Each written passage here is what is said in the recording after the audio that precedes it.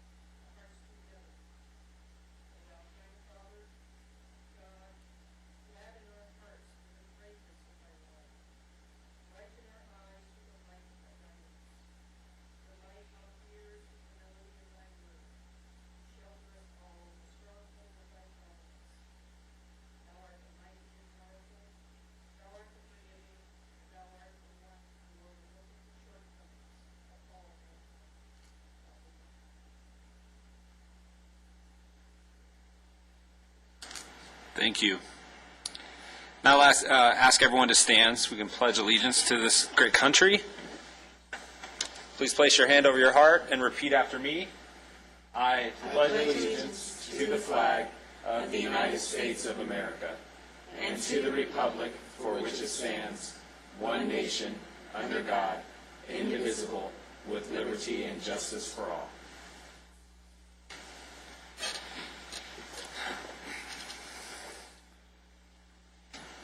Okay, next we have public business from the floor.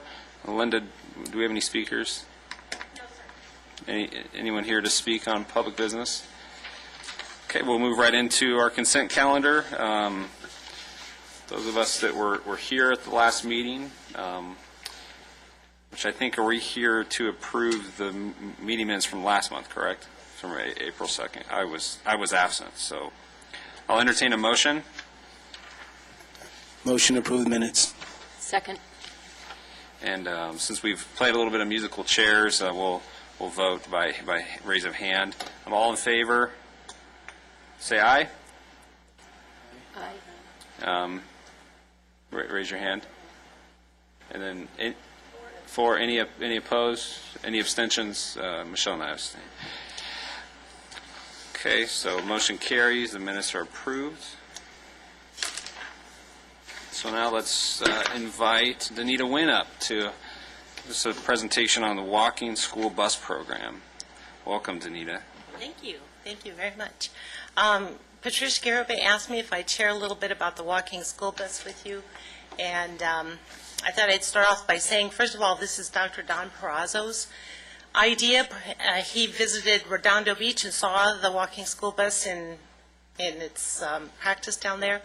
The Beach Cities Healthcare District has several ideas, actually, that he'd like to bring to the Antelope Valley, but the walking school bus was the first one. I happened to be volunteering at the Senior Expo, and Dr. Perazzo said, "Hey, Danita, would you help me?" And I have to confess, I didn't know what a walking school bus was, so I went and researched it a little bit. It actually started in Australia, and it was a process for students to walk to school safely with the neighbors and parents, either walking with them or watching out for the kids. And so we had a meeting to see what school district would like to start this, and Dr. Bowers with the Lancaster School District was enthusiastic, and we decided that we would start with the Lancaster School District. The City of Lancaster became a partner, the Sheriff's Department, and High Desert Medical Group, and it turned out to be a fearsome foursome. Everybody banded together. I don't think I've ever ran a meeting when I would say, I want this, and somebody would say, okay, we'll take care of that. The only thing they didn't get me was I wanted the Lakers to walk with the kids to school, and nobody could get that for me, but that's all right. Well, I think they've got some free time right now. Yeah, it was during, March, so. But what the walking school bus is people in the neighborhood volunteer, and you have to go through some training and a live scan, and of course TB test, because you need that to work with children. But either parents or community members can volunteer to either walk with the kids or stand maybe at the corners and make sure the kids have safe passage to school. It's a program in the Antelope Valley that we decided would work best in the mornings after school. A lot of kids have dance and other activities, and so we're going to start it just in the mornings. We had a kickoff day at 3 of the schools. We had one at Westwind, one at Lincoln, and one at Miller Elementary. And I have to tell you, I didn't know exactly what to expect, but we had hundreds of kids walking to school, just literally hundreds. At each of the 3 schools, the principal walked with the kids, which seemed to kind of, in their mind, I guess, take place of the Lakers, but they had a ball walking to school. I saw parents parking their car at the beginning of the route, and traditionally it was about a mile away from the schools, and they'd park their car and walk the kids to school, which meant, of course, they'd have to walk back to go get their car. But I heard kids saying, "Mom, I'm going to be late to catch the bus." Well, there's no physical bus. It's just groups of kids walking, and they sang the wheels on the bus as they walked to school. I heard kids talking about their math problems, and did you understand what the teacher was talking about? It was, parents were talking, and moms were pushing their strollers, and I have to tell you, when we had our meetings, and I like to have, just bring out the elephant in the room. I like to talk about whatever is on anybody's mind, and it was brought up, are our neighborhoods safe enough to walk? Well, I think that we discussed the fact that, well, first of all, the Sheriff's Department was there with us, which I really appreciated. And in one case, we had the deputies on the motorcycles, and that was awfully nice to have them with us too. But with that many people and that many parents and adults walking, I don't know what wasn't safe about that. Everybody seemed to be having fun. It was just reminded me, back when I was a kid, like I said, moms were pushing their strollers and walking together. We had great participation from the City of Lancaster. I really appreciate that. The first day, the first walk to school day, I looked out and there's 10 people in the parking lot, and they all had City of Lancaster shirts on, and they were there to walk with our kids. And I can't say anything, but it was a big success. So now the process is for Lancaster School District is to get volunteers that would like to walk with the kids 1 or 2 days a week, or maybe just 1 or 2 days a month. I don't know. It's up to them. They will have to go through the process of a live scan and a TB test and training. But there is training that goes along with that. And I have to tell you, just to share with you a little bit, since we did the walk to school days, and got some positive press. Palmdale School District would like to start a walking school bus, and the West Side School District would like to start a walking school bus. I have a meeting in another week with West Side School District, and we'll get that one going, and then whatever other district wants to get it going. This is, like I said, Dr.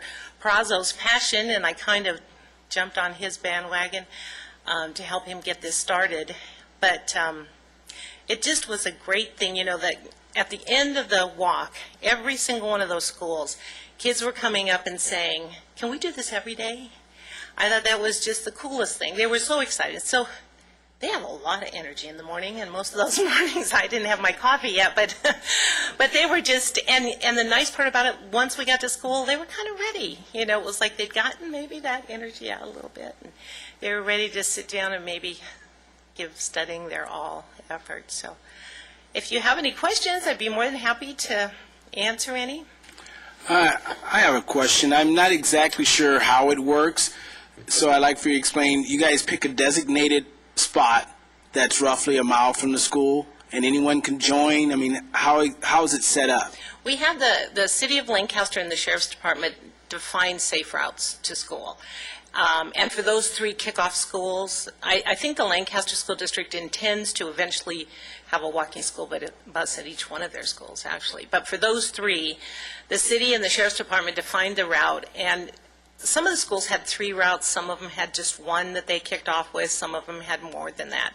And so the route is, the flyer was given out to parents, here's the route, whichever one's closest to your home.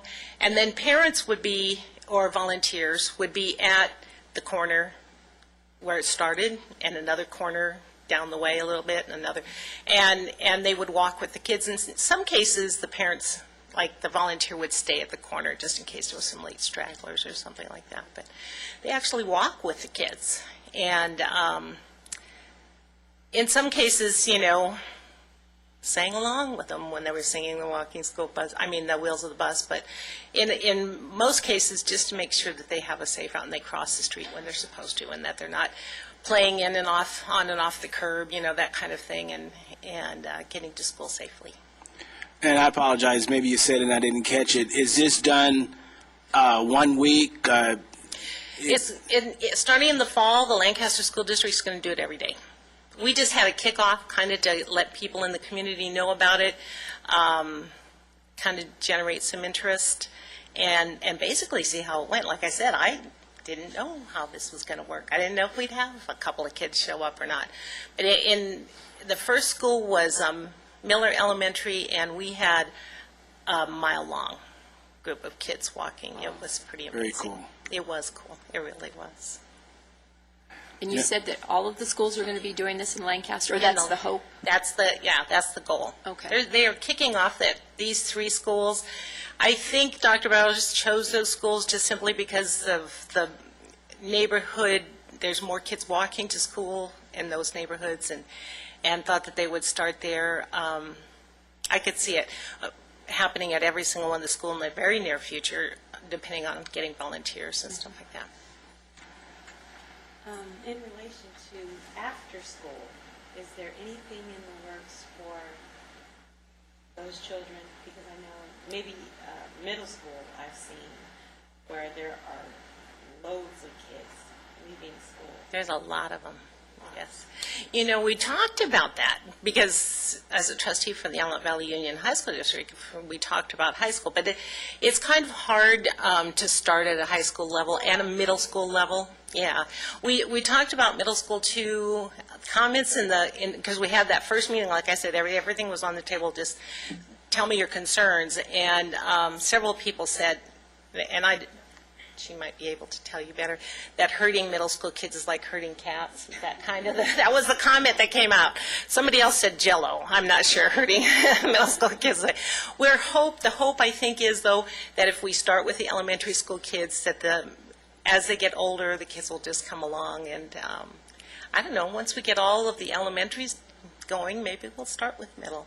Let's see. High school, kids are starting to get their license. They drive, and they want to walk with just their friends. It's not cool to walk with a guard in an orange vest, so So the hope is, I mean, because it's just new in this valley, and the hope is to just keep it going. After school, the city of Lancaster has the Lancaster Cares program, and so a lot of kids attend that. It's just kind of hard to get a group of kids who are all walking home at an elementary school level. Parents like to pick their kids up. That was another hope, is that maybe this would help alleviate that congestion that's around every single school when you drop off and pick up. So. If somebody was interested in being involved in this, who do they contact? Well, I think that's me. Okay. Dr. Okay. Prazo has kind of directed people to me, and so I've got information and flyers, and I offered my help with the West Side School District and then also Palmdale School District, should they decide to go with the walking school bus program too. And that leaves, well, there's quite a few elementary feeder districts in the valley, so. Right. Yeah. Well, you don't have enough to do, so that's good. Yeah, I know. Something else to do. It was fun. It really was. I kind of thought maybe I'd pick a school and walk with those kids every single day to school. I don't know about wearing the orange vest. But I have to say, the city of Lancaster was just amazing, just amazing. I can't tell you how much of a pleasure it was working. I really had no idea when we put a list of things that we would need together, and it would be the city of Lancaster would say, we'll get that for you, and then High Desert Medical Group would say, we'll get that for you, and then the city, and then it was kind of like back up until we got to the Lakers, and then nobody would. Somebody said if I'd picked the Clippers, I could have probably gotten them. But anyway, it was just an amazing program. We really enjoyed it. And like I said, I had no idea when Dr. Prazo approached me and said, hey, Danita, would you help me with this, that it would work out so well. I just can't tell a kid, just the pictures in my mind, the kids holding hands and they're singing and they're walking, and that's exactly the way it was. The birds were chirping, it was a sunny day, and it was good in Lancaster. So, anybody have any other questions? Is there anything else that you need from it? It sounds like the city staff gave you everything you were looking for. Just amazing. Is there anything we can put some pressure on, or is there anything that you need? Well, the West Side School District, they have schools in Lancaster and Sure. in Palmdale and in the county. And it was kind of funny because I did talk to Ann Ambrose, and she said, well, what did the city of Lancaster do? I'm like, oh, you wouldn't believe what they did. So we were kind of thinking it might be kind of cool if the two cities, worked on the walking school bus for the West Side School District. Maybe we could get kids walking from both cities to school, and I might need help with that as well. Is the CARES program at any of the West Side Union School District schools? No, just Lancaster. I think it was at. Yeah, there was at one point. Oh, well, I'll say maybe 13, 14 years ago when I worked Parks and Rec, we had Valley View, and there was another West Side school. Yeah, there was another one that had anyway. So, well, That would be kind of it had a CARES program. So I just was curious if there was still that interaction with West Side. No. The other issue is West Side School District doesn't have a contract item for the law enforcement either. That is going to be, So if yeah. we did, and we'd be happy to do that, though, with them and utilize some of the deputies from our station for the same thing that we already did there, because those schools are within our city. Sure. And really, I'm trying to think of schools that really are outside of our jurisdiction. There isn't very many, until I you did get way have out some- west. I did have somebody say, well, West Side doesn't have a contract. Right, but that's And- okay. We can still manage that. Oh, thank you for saying that. I really appreciate that, because I wasn't sure how much begging I'd have to do. So No, we can do Thank it. you, Lee. I appreciate that. It did make a difference. It was just kind of the kids, the patrol cars kind of followed along, popped up, didn't, they were there, they weren't there, they didn't go the whole route with us type thing, but it was kind of nice, and I like the interaction with the students, too. I want kids to understand that when my girls were little, we called them help people. Anybody actually with a light, so that meant the parking lot, vacuum guy at night was a help people, but I guess he is. But anybody with that flashing light is a help people, and to my girls to this day, they still are help people.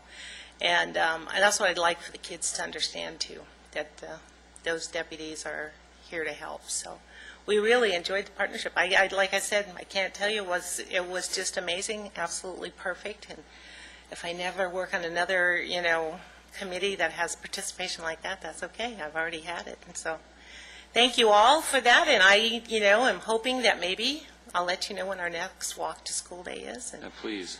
if you want to don a Laker outfit, I'd appreciate it. No, I'm just Anyway, thank you so much. Thank you for letting me, and thank you, Lee, for letting me know about that. I appreciate that. Yeah, thank you, Benita. Thank you. It's a fantastic program. I think there's such a, I know it would take some finagling to get my 6-year-old to want to walk to school in the morning. I could barely get her to get out of the house, let alone, but if her friends in the neighborhood were going to walk to school, then that would be the cool thing. And I think it's great partnership with the Lancaster School District. It goes with what we're doing with the wellness homes. These kids don't know that they're getting their heart rate up. They're starting their day on the better foot. They're getting to school on time. Hopefully, they're also getting to school with a little bit of energy because they've got their heart rate going. It's incredibly important. I think hats off to Dr. Perazzo for bringing this to the city. So. He's got some other programs he wants to bring too, but the walking school bus was one that was most important to him. And I heard a couple of kids. We were at Lincoln, and there was an apartment complex, and as their kids and mom were walking out of their apartment, Mom, I think, was just giving directions or something like that, and I heard the kids, Mom, I'm going to be late for the bus. But it kind of cracked me up because there's no bus, really. But High Desert Medical Group has a cardboard cutout of the walking school bus, which is kind of fun. It's just one side of the bus. You have to walk this way all the way. But I thought that was kind of cute. Mom, I'm going to be late for the bus. And wanted to get there in such a hurry to walk with the other kids. So maybe you're right. Maybe you're And and the potential decrease to the congestion for the cars that drop off I know when I was a kid, we used to live a couple of blocks away from Joe Walker Middle School, and I used to make my mom take me to school. So if I had somebody convince me younger that it was cool to walk, I probably would have saved that car that traveled 2 blocks from my house to Joe Walker Middle School. But anyways, no, hats off to you. Great program. Thanks, Anita. Thank you. So I expect to see us all in some orange jumpsuits and Not jumpsuits. or Laker jerseys. Lakers. Yeah. And the mom was really nice. Yeah, no kidding. A lot nicer than I would have been. All right. Well, let's get the Unite program update and the kind of follow up from the Mariposa Town Hall from Patty Garibay. And Good afternoon, Commissioners. I did want to provide an update, just a little bit of follow-up on our Mariposa Desert View Town Hall. I hope you guys all had a wonderful time. It was really a good turnout and a really good event. As you all know, a majority of the event was spent with Captain Pat Nelson talking about the neighborhood survey that was conducted in that neighborhood.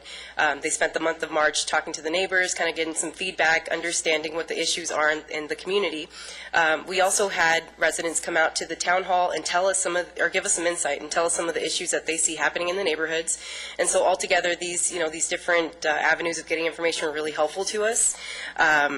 Some of the things that we found through the survey, actually there was a couple different areas that the Sheriff's Department will start working on, but some areas that were really of concern to the residents especially were that there seems to be an issue with narcotics, seems to be an issue with vandalism, and also with gangs. And so those are some of the things that our Sheriff's Department will start working on for the next 3 months. Also, the public testimony was really helpful in understanding other areas that are creating some issues. One was there was actually a lady who spoke about, she feels that there's no activities for young people in the community. And then also someone else who was really adamant about the problem with the scavengers and people going through trash on a daily basis and that really creating an issue. So those are some of the things that we heard about. As far as combating the neighborhood problems, Captain Nelson provided some just different things that they're going to start working on. Obviously, the biggest thing that they're going to start doing is increase patrol, because the more eyes and ears you have out there, the better people see things and the more that criminals feel that they're not welcomed. Another thing that they'll start working on or that they felt would be really helpful is to really use our neighborhood watch type programs and to use those as an opportunity for residents to, be empowered and to actually take back their neighborhood and work with their neighbors to improve the state of their community. The last thing was also to have more community outreach programs, which, so obviously, so you know, the Sheriff's Department will be there for 3 months. They'll be focused in that area, working on a lot of different things, and Lee will be able to provide us with more insight as the months go on and kind of tell us where they're at with all the different things that they're working on. But as far as community outreach programs go, I'm very excited to kick off the Unite Lancaster program. This is our 4th year running the Unite Lancaster. It actually starts tomorrow, and we'll start taking applications until June 14th. Very excited. You know, we're hoping that the program is citywide, and so anybody from the community can apply to participate in this program. But our goal is to get a lot of those neighbors in Mariposa and Desert View to take on these projects and to think of something unique and creative and different ways that they can improve their neighborhoods. We're actually, the Safer Strong Neighborhoods Committee has been working on informational meetings. We're going to host 2 of those to hopefully get the public out here to understand what Unite Lancaster is all about and to see how much of an opportunity this is. Those meetings will be May 15th, next Wednesday at 6:30, and you guys are all invited. We'd love to have you guys there representing the Lancaster Neighborhood Vitalization Commission. And then we also have another one on Saturday, June 1st at 9 a.m. here at City Hall in Council Chambers. And again, those are opportunities for residents to come out, understand what Unite Lancaster is about.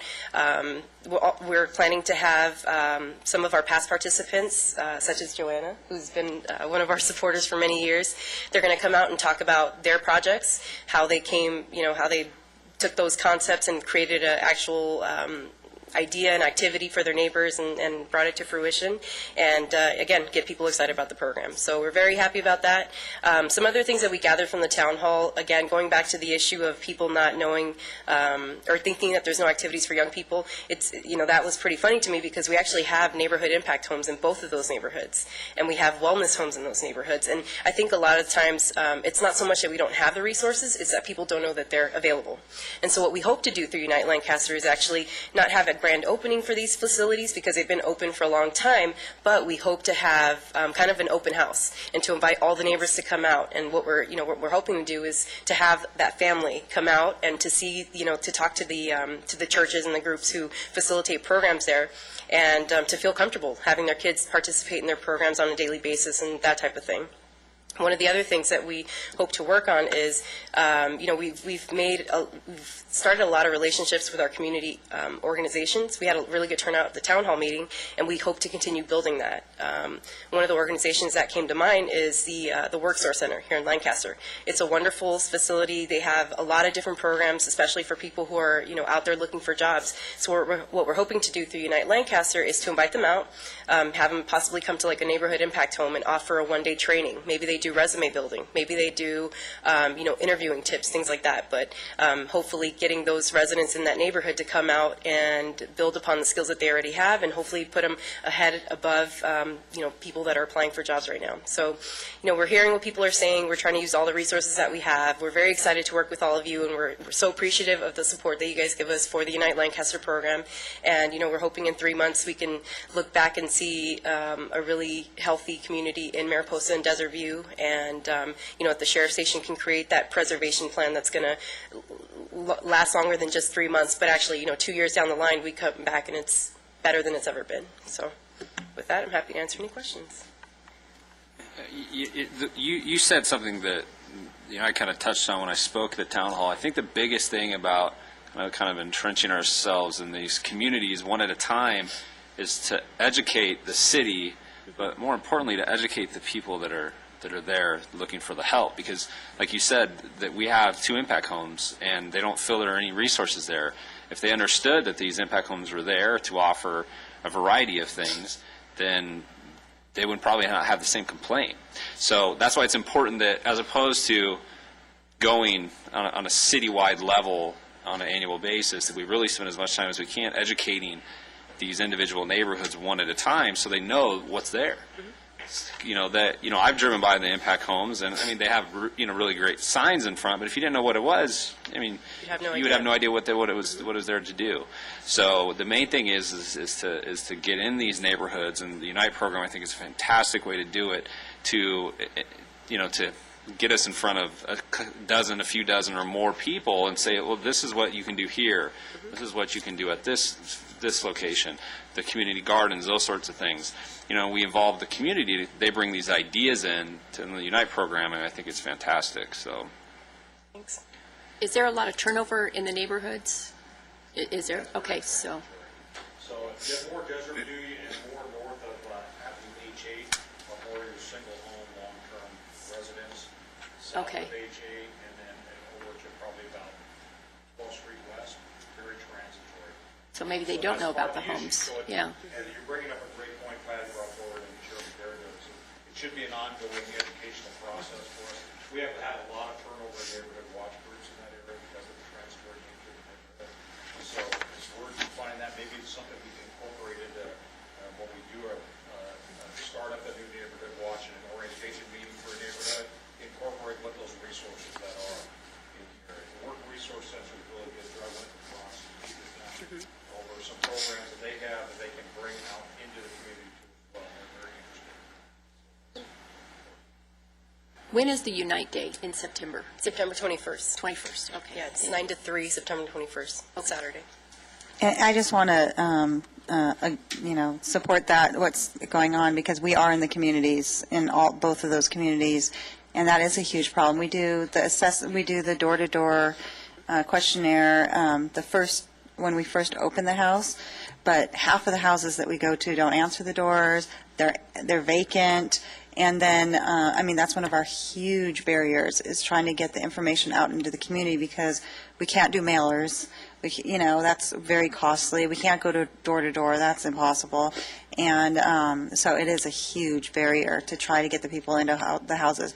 Now, that being said, Mariposa is probably one of our busiest houses in the communities. Good. It's very active, and that's... Sports program with those houses. Yeah, and the school, the Mariposa Elementary School, in part of the Heal Zone, that's where we kind of launch any of our,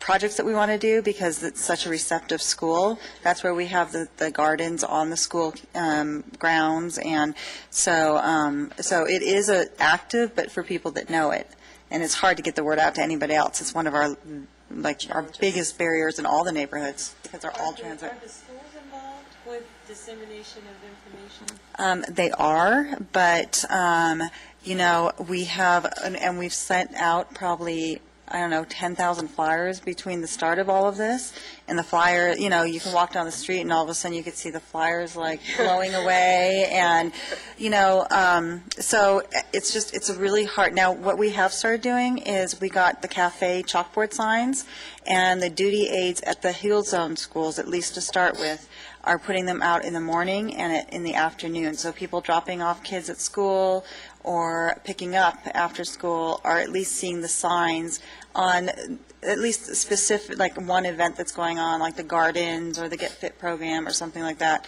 So they kind of get used to, and at least people are starting to see it and are asking more.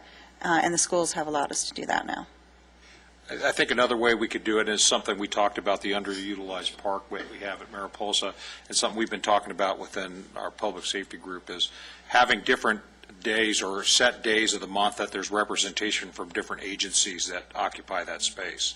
So it becomes well known within the neighborhood that if you're having an issue, whether it be with DPSS issue, some related other county agency issue, some housing issue, something like that, that there's a representative from those agencies that have a set time and date each month that they're represented at that facility. That building's a great building, and sitting there empty, and it is a way for us to draw some folks from the neighborhood to that park. Local office hours for those. Exactly. And we've done that other places, like, CCRC will come out and do things for child care. There's all kinds of things that we can incorporate some of the other government agencies beyond the scope of the city to get some dedication from them as well, because they're already receiving the monetary resources for providing those programs, but they're isolated. So we have a lot of shut-ins in that area. We have lack of folks with ability for transportation, those type of things. But I agree with you too. The flyer thing, we've never been successful in trying to promote something that we've been doing.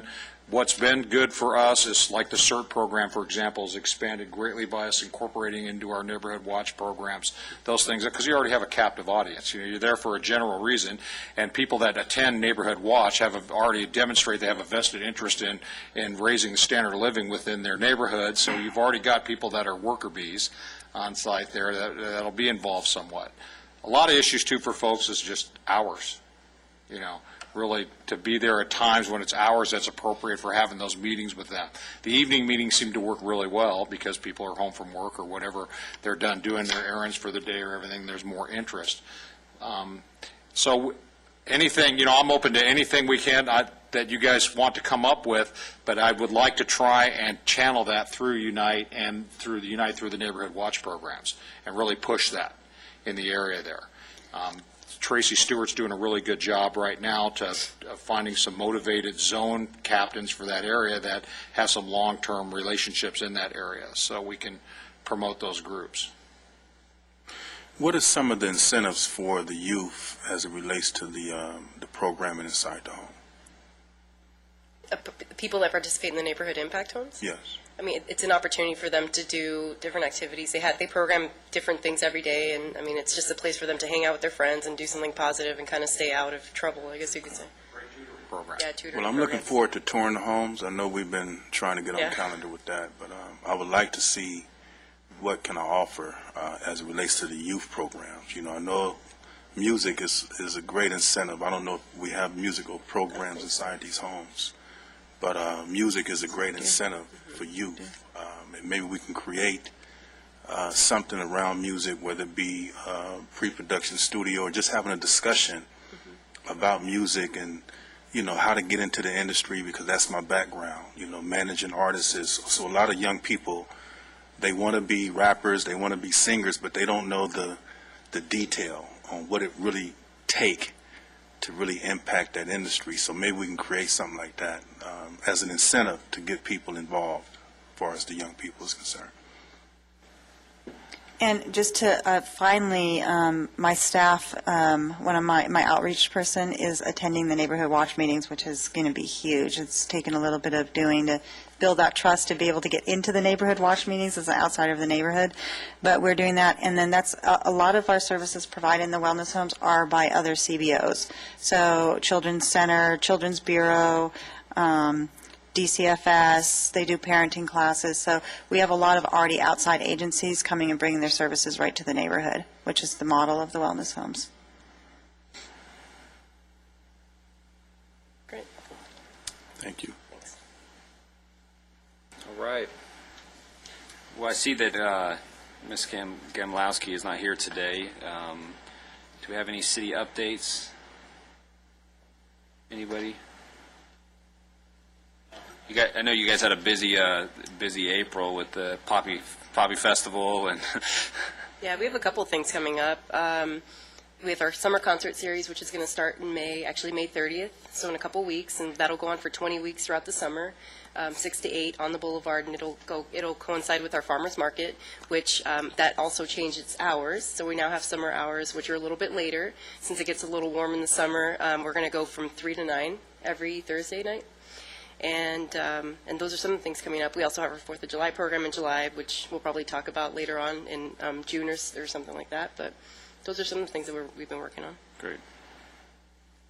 We're also doing some a business focus with Business Watch that I'll be bringing back to you, that we're currently working through a new program. It's called the Business Improvement Group, and we're targeting an area at Avenue K and 10th West. We have 82 businesses tied in this. We have our first meeting Thursday morning at 7 a.m., and we're going to be discussing strategies specifically as it deals with larceny. Larceny right now is our number one Part 1 crime in the city, which is, and it sounds bad, but it's out of all the Part 1 crimes, it's the best one to have the biggest problem with. Okay, not aggravated assaults and robberies and other things of that nature. This is, so we've got this down to a focus on larcenies, so we're going to be incorporating some strategies there, and I'll bring that to you at the next meeting. This is what you've been working with the Criminal Justice Committee on. Right, but it has an input in the impact on the neighborhoods, because if you Certainly. look at the pockets and what we've identified through the city as our focal points for crime, they're around those 5 identified districts that we've identified through the city, through businesses. Sure. So, I'm excited to, I'd like maybe if we can try to partner up with the Criminal Justice Committee on what we can do, with that program. I know you guys have spent a lot of time working on it, so I don't want to come in on the coattails of that committee, but I think it's something that we can probably offer some assistance with. yeah, well, I think there's a nexus to it. I mean, Sure. the problems are, they're coming from the neighborhoods into those areas. So, if we're having those type of areas around the business district, those problems, they're probably rolling back into the neighborhoods as well. So there's a correlation there. We're going to focus this and see, again, it's almost similar to what we've done here with the survey. It's always interesting to see how the community sees itself and what the issues are. And we'll probably see a similar situation here in this first meeting Thursday, and gathering information and then trying to get people to work together collectively for strategies to solve what the issues are.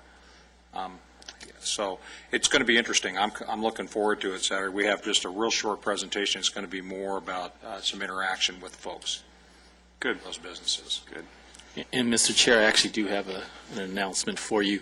And after this meeting, I'll talk with Anita to get this on your calendar, because I don't think we do have it yet on your calendar. We just the mayor sent out an invitation to a number of the health providers to invite them to a lunch next week, next Wednesday at 1 o'clock for the folks with Asthmopolis, to have them make a presentation to the different health providers out there. And with the help with Commissioner Kiefer and Lawson and a number of the other health providers here, we've put together a pretty extensive list, and we're starting to get some folks who are RSVPing for that, but we will definitely get that on your calendar this afternoon. Good. And it'll give you an opportunity, for those who haven't seen it yet, the presentation from Asthmopolis, and then the mayor really encouraging the health providers to support this and actually look to putting together an advisory group to actually structure a program to have Asthmopolis as another tool to help our community in terms of improving and hopefully preventing asthma attacks in the Antelope Valley, in Lancaster specifically. Great. You said the 15th? Correct. It's May 15th, Wednesday at 1 p.m. at MOA. It's at MOA. And just Calvin, one of the doctors from UCLA, she actually researched the project. We sent her the invitation, and she researched it. She's like the asthma guru from, I don't know, she's like retired now, but she said that it's actually a very good program. So we tried to get her, but she's, I think, having hip surgery or something. So I didn't know if we could do kind of a satellite so at least she can call in and give her input on it. But she's supposedly the guru of all asthma programs since it started. I don't know. She and the creator of Asthmopolis probably can have a heck of a conversation, because when we spoke to him, the creator of Asthmopolis, my head spun for a couple days. So great, good. I'm glad to hear Asthmopolis is working towards a cooperation with the city. So any public business from the floor? Do we have any speakers? No, we have no speaker cards. We do have one issue that Commissioner Hearns brought up, that when we voted on the minutes, she actually wanted to recall the vote and take another vote because she was actually absent. So so we'd like to recall that vote and take the vote over again. So we had the motion by Commissioner Hearns and a second by Commissioner Moulton, and then all those in favor say aye or raise their hand. I have Bolton, Harris, and Mohammed. And then any opposed? And then those abstaining. So we've got the Commissioner Hearns, myself, and Commissioner Kiefer. So the motion still carries, but she wanted to clarify since she wasn't here. She doesn't know if she's approving legitimate minutes or not. I mean, I know you do such a great job, Linda, so I suspect they're fine. Any comments from any of the commissioners today? Just remember, it's Warford Walk on May 18th here at Heroes Park. So everybody should come out and be healthy for 3.1 miles. Okay, great. Any other comments? Just one. For those of you who don't know, my father turned 80 years old in April. Wow. It's May 3rd, and we're celebrating this most wonderful occasion on May 31st at the Odyssey. So if anyone's interested, please see me. Wow. What time is that at? 6 p.m.